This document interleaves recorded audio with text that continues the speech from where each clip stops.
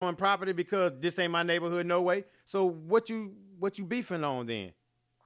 With that, in my opinion, with that, just a response to that Yes, is sir. because it's easier for a black person to kill a white person. I mean, a black person. It's easier for a black person to kill another person. For one, the penalties is going to be different. We live by this. We live by this unhidden rule that we don't hear no evil, see no evil, speak no evil. So it's easier for us to lash out on each other because we right there with each other. You know what I mean? And that's why this is why we lash out on each other, because for years, right, the powers that be have let it be known that if you touch anything of ours, it's pretty much punishable by death. So that's that hate produced. You know, that's in my opinion. But this is why they do it, bro. This is why they do it, because they already know the consequences for going outside of their own race, coming to harm or anything, a criminal. They know what the punishment is. It's like a long time ago, they say, "Mama said don't touch that baby." That's pretty much the mindset that they have. So they're going to lash out on each other first because they fear the fear of no consequences. You know? I feel you, but we gotta get a better community mindset though, man, collectively though, man. Anybody listening, man, y'all tell your friends and tell your friends' friends. Get a community mindset. I am my brother's keeper. I am my sister's keeper. You know, we're kings and queens. We're sisters, we're brothers, man. We are a community of people. It does take a village to raise one another. It does, man. And so we have to have a collective agenda toward progress rather than just a collective agenda toward just fussing and fighting and angry. Again, be all that. But if it's not productive, if it's not grabbing, hey, man, young man, come here. Hey, young lady, come here. You know, if it's not grabbing and talking to each other in love and really having some progress, again, it's just wasted time. And we still, years later, going to be steady asking the same question, because we can be aggravated and aggressive with our own race, but we can't say that with another race without being labeled this or labeled that. No, we won't even say it to that degree. So we comfortable with dissing our brother and our sister because we realize, well, it is what it is. But we not comfortable with that other aspect of it. I don't understand that, man. We got to be able, because we all on the same playing field, right? When it rains and everybody outside, everybody get wet. Don't care about your financial situation. Don't care about your status, what you got, what your credit score is. If it rain and you outside, you going to get wet just like everybody else. Right. So we got to believe that, man. I'm sorry, go ahead. I want to say this, you know, I agree with both of you brothers. Because, you know, both of y'all are right, you know what I mean? And I understand what Vincent is saying, because he's more like, you know, when these brothers tear up these neighborhoods, you know, they burn down stores and looting it, but that's not their stores. Even though it's in their neighborhood, it's not really theirs. And some of them looked at it like, well, some of these Chinese and different people used to look at you funny and everything when you went in the store. So they already had issues. But you still went in the store. They was kind of forced to buy from the store because where else they gonna go? A lot of them don't got cars and stuff like that. True. So they don't look at it as I'm tearing down my neighborhood. They look at it, you know, they don't like us really anyway. And that's how they treat us.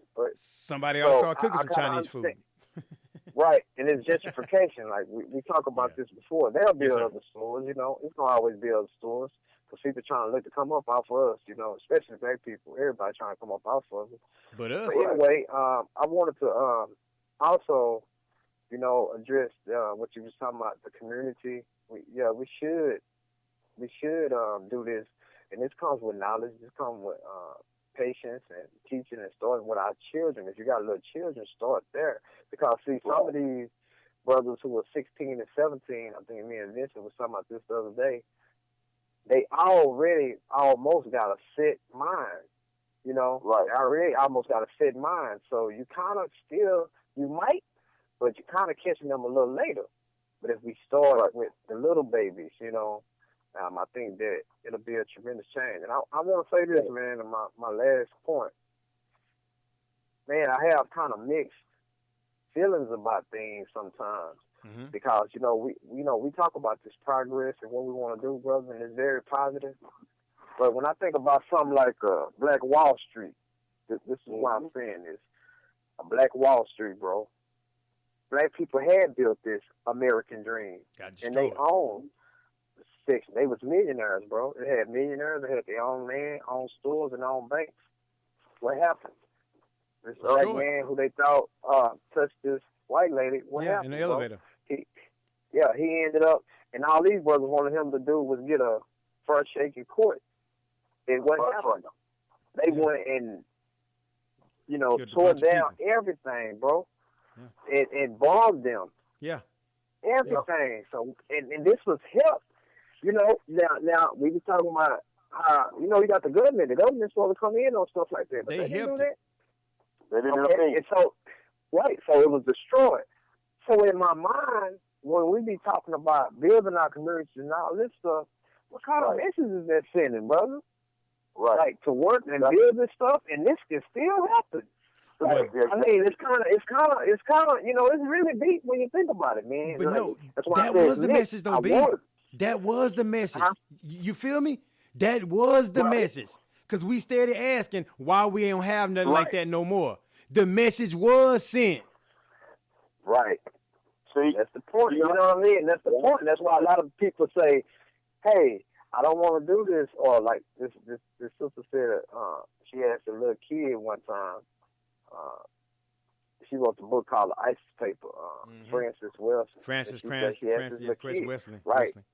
Yeah, I read that book. That was real. That's a good book. I know Vincent read it. It was real big in prison way back 20 years ago, and she said, she asked him, because she do psychotherapy and all this. Yes, sir. She asked him, you don't want to help your people when you grow up? And then the boy said, no. And she said, wow. She was kind of curious, like, why would you say that? She said, because every time we try to help our people, we get killed. Hey, man, that speaks volumes. So you can understand that in a sense. But in a sense, we still got to sacrifice. But I'm just putting it on the table, bro. Okay, I feel it. Right. And to speak on what Brandon just said, man, because this goes to the reason of what he just talked about. This is some of the main reasons, man, why, like if y'all look at one of my posts, I put a post up there where it showed you like 10 different cities in Africa, just as modern as the United States. Yes, but we wonder why they don't never show us those images, because it's all a game, bro. It's like they don't want us to connect, right? Because if we establish a connection back to Africa, right, it's going to take pressure off of you. It's going to take pressure off because there's always an opportunity to go back home. But for most African Americans over here, bro, they don't even, a lot of them denounce even being African. Right. You know what I mean? So that alone is huge. So what it does to us over here, it put us in a situation where we basically have to tell ourselves we're going to accept everything that they put out on us over here. Because when we look overseas and abroad, we don't feel like we fit in nowhere. And we're the only people that's like that in this country. Everybody else are going back to their homeland. They making connections back to their homeland. So if they ever get tired of just being over in the United States, they go back home to where the people are. Yeah. But how many of us over here have even got the mindset to maybe one day take a trip back to Africa? You know what I mean? Go. Exactly. You know what I mean? Right. Fellas like us, we want to go. And this is what keeps us conscious, because we know across those Speaking waters, of that, man, shout out Senegal. Shout out Senegal. I've been checking y'all out. Y'all been streaming the brother. I appreciate it. Shout out while we talking about it. Right? Shout out, man. They showing love. They showing love. Right. Like Vincent say, excuse my language, but don't excuse my language. Instead of going to Paris, instead of going to Africa, we want to be niggas in Paris. Mm-hmm. Think about it. You know what I mean? We want to be niggas in Paris, and I ain't against going anywhere. You should have worldly knowledge everywhere. But that's the point. And I speak with this African sister, bro. She from Somalia, and I asked her. I say, how do y'all really feel about African Americans? She said, we love our African American brothers and sisters. Listen to me, bro. Right. So I understand what Vincent is saying about that, and this is what Richard Pryor said when he went to Africa. That's when he started using the N-word, bro. Mm-hmm. He said when he got over there, he said, I ain't see no niggas. I'm just using that language, you know what I mean? He said, I don't see that. I That's see exactly what he said. And he said when he went in that tomb in Egypt, when he started seeing those hieroglyphics, he said, man, they actually leaving him in there. I mean, go check that out, what Richard Pryor said, man. It was real deep, because he said, these people black. People looked at him like crazy, the tour guides, right? He said, because he said, these people black. but that ain't what they tell us.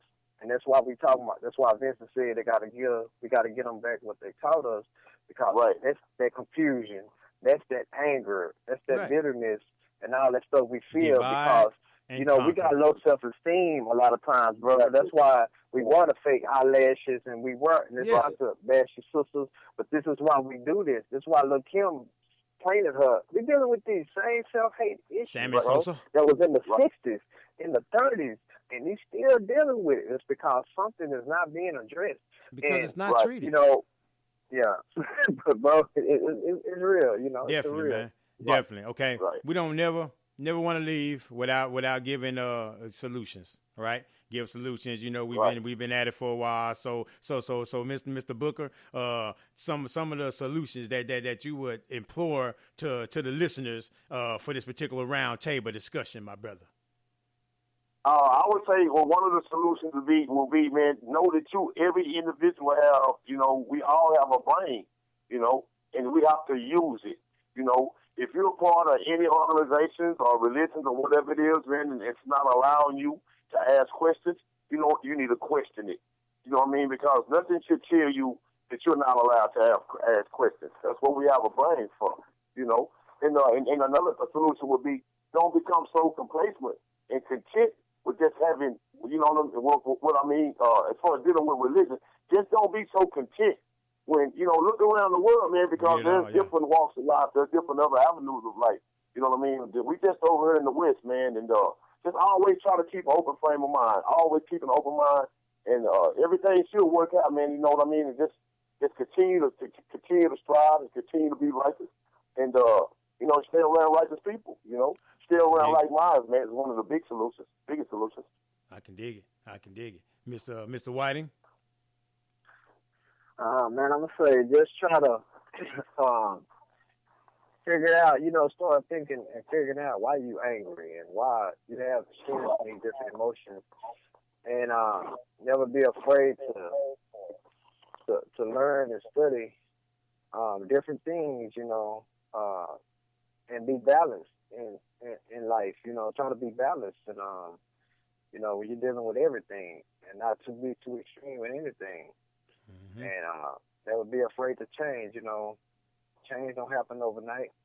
Take a little small baby steps. But if we could stop turning each other down, bro, on social media, let's start like baby steps. Like, even though you feel this way, before you push that button, think about how that's going to affect you, affect other people. And we are notorious for doing it, bro, especially our people, So start, like, trying to make some little small changes in yourself, and then perhaps we'll see a lot of changes in the world. So that's from the mind. Right? That's what I'm talking about. Another powerful round table discussion. My summation would be some solutions would be the mind that God gave you, your creator. Again, whatever name or label you want to put on it, you were born with a mind. Use it. Don't lose it, don't abuse it, and don't let no one else do the thinking for you. Use that mind that God gave you and actually put two and two together and see why you came up before. Ask questions. Do the research. Don't just take information at face value. Do the research on what the information is. Positivity. It takes more energy to be negative than positive. Be positive, think positive, love positive, grow positive, know positive. As they said earlier, hang around positive people trying to do some positive things. And then now your mindset can be elevated. Every day, wake up with a goal. Every day, wake up with a plan. Every day, wake up with a grind and say, I'm going to do better today than I did yesterday. Every day, have a servant heart. Be a giver. Don't be a taker.